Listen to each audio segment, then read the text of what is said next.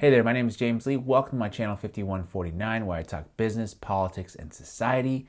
And today we are talking about lowering prescription drug prices. Specifically, is it true that even though it's something pretty much everyone is in favor of, 96% of Democrats, 88% of independents, and 83% of Republicans, the lowering of prescription drug prices in the United States would disincentivize innovation and therefore result in fewer and fewer life-saving drugs in the long run? And this is a pertinent topic, especially right now, since it's a big component of the reconciliation bill the Democrats are currently trying to push through Congress. The head of the main pharmaceutical industry lobbying group warned that a bill to lower drug prices from Speaker Nancy Pelosi would have a, quote, devastating effect on the industry and weaken its ability to develop new treatments. As innovation companies, drug companies must be able to recover these high upfront costs. Like some other industries such as movies, wherein there is a risk of the product being a bust, biopharmaceutical companies must be able to price drugs to cover not just the fixed costs and the marginal costs of the successful drug, but also the costs of the failures. High fixed costs from both successes and failures ensure companies will need to price drugs significantly above the marginal cost. Although short-term affordability of drugs may be increased if drug revenues are based on marginal cost, drug companies will not be able to recover their costs, which will make them stop investing in future research, lose money, and go out of business. Now that we've gone through all of that, I'm not saying that this type of reasoning is illogical, but something important I want to point out is that underlying this narrative to keep prices high is an implicit, or in this case actually an explicit threat that if we don't, there will be no more life-saving drugs in the future. But is that actually true? A joint research study between Northwestern University and Johns Hopkins University examined whether or not the promise of higher profits lead companies to plow more money into innovative research. Specifically, they explored how biopharma research changed following the creation of Medicare Part D, which increased prescription drug coverage for Americans over age 65.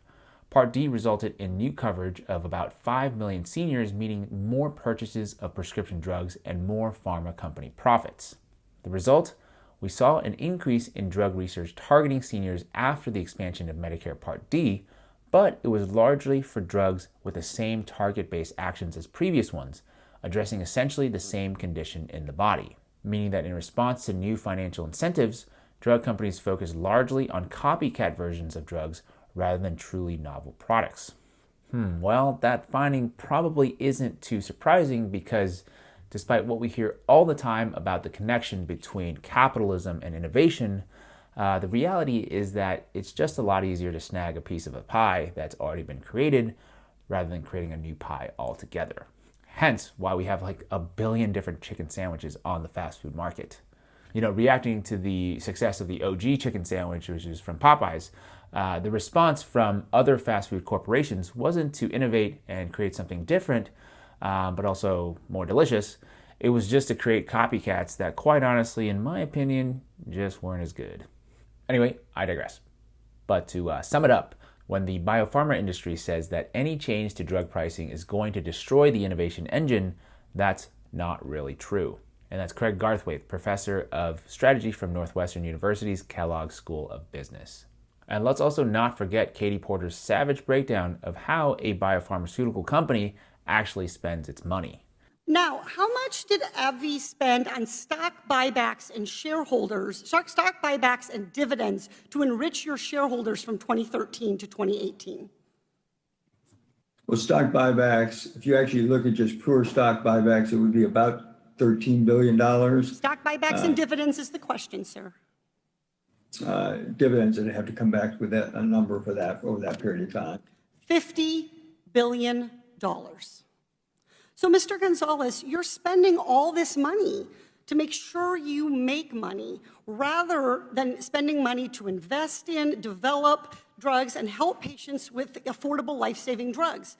You lie to patients when you charge them twice as much for an unimproved drug, and then you lie to policymakers when you tell us that R&D justifies those price increases. The big pharma fairy tale is one of groundbreaking R&D that justifies astronomical prices.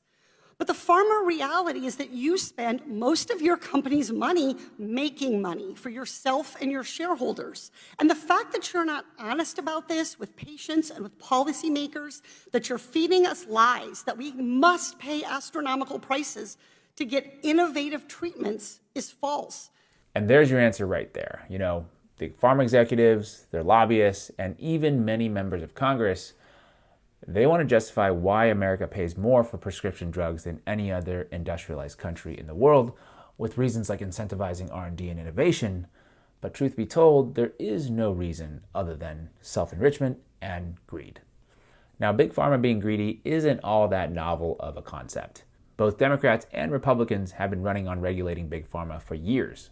The problem is there are a lot of people who are paid a lot of money to explicitly not do something about this. More than 2/3 of Congress cashed a pharma campaign check in 2020, with contributions pretty evenly split amongst the two parties, as you can see here. And I feel like every week we come back to the theme of following the money. Maybe it doesn't tell us everything, but it sure as hell explains a lot. And it also results in some pretty hilarious mental gymnastics from members of Congress who have ties to big pharma. Representative Kathleen Rice of New York, who recently voted against a part of the $3.5 trillion reconciliation bill in the House Energy and Commerce Committee that would allow Medicare to negotiate with pharmaceutical companies for lower drug prices, claims that she opposed the measure because the overall bill, quote, has no chance to become a law, although that didn't stop her from voting for almost every other part of the same bill in the committee. Yeah, I can't vote for this bill because it won't pass, even though I voted for many other bills in the past that didn't pass. And also, yeah, if this one does pass, my friends would be very, very mad at me. So there's that. In addition to Congresswoman Rice, two other Democratic congressmen, Representative Kurt Schrader of Oregon and Representative Scott Peters of California, have also tried to block the measure to allow Medicare to use its bulk purchasing power to negotiate lower prescription drug prices. And once again, following the money, not at all surprising, but over the course of their careers, the congressmen have raised a combined $1.5 million from donors in the pharmaceutical and health products industries, according to data from Open Secrets. It really isn't that difficult to explain the dynamics of these relationships. It's a you scratch my back and I scratch yours type of situation. But nobody wants to admit it. When he was asked why pharmaceutical companies give him so much money, Schrader said, "I don't know. I get money from a lot of different interests out there." He said that companies don't tell him why they're contributing to his campaigns. That's kind of a common fallacy, he said. I think the average person has this idea that the reason they give you money is to say you're going to vote for this or vote for that. I've never ever done that, and I don't know how many legislators that do that. What they do is they just want to have access to at least plead their case. Well, there's no corruption here. They just want a little bit of access. No worries. They don't tell me what to do. These ultra-capitalistic corporations, the same ones that pour most of their cash into enriching shareholders and executives, they have no agenda in mind at all. Just a little access. Come on, man. What are we talking about? In a contentious Zoom meeting last Friday with healthcare reform advocates who live in his district, Peters refused to stop taking pharma money, according to a recording of the meeting provided by a Daily Poster subscriber. Quote, "I'm not going to unilaterally disarm and defund my campaign so that Republicans can win. I just think that's a dumb thing to do," said the congressman who represents a solidly blue district. And there it is. That is what our democracy boils down to. Every single election cycle, both parties, pharmaceutical prices, they should definitely come down. They should definitely be lower. But hey, our democracy is under threat. You don't want fascists taking over this country, do you? Or hey, American values are under threat. You don't want radical socialists taking over this country, do you? That's pretty much how every election is framed. But, just say, hey, we'd like to lower the drug prices for you, but we can't because our donors are going to be pissed and it could jeopardize my re-election coffers, so I just don't feel like taking the risk. Sorry. And I guess my point is the only way this is ever going to change is if we demand it.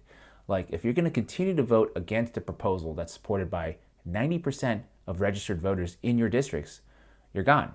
No further questions, because if we don't do that, this gaslighting will continue and 18 million Americans will continue not to be able to afford the medications they need. That's it for this week. Thank you so much for watching. What are your thoughts on how we can compel members of Congress to pass a proposal supported by 90% of the population?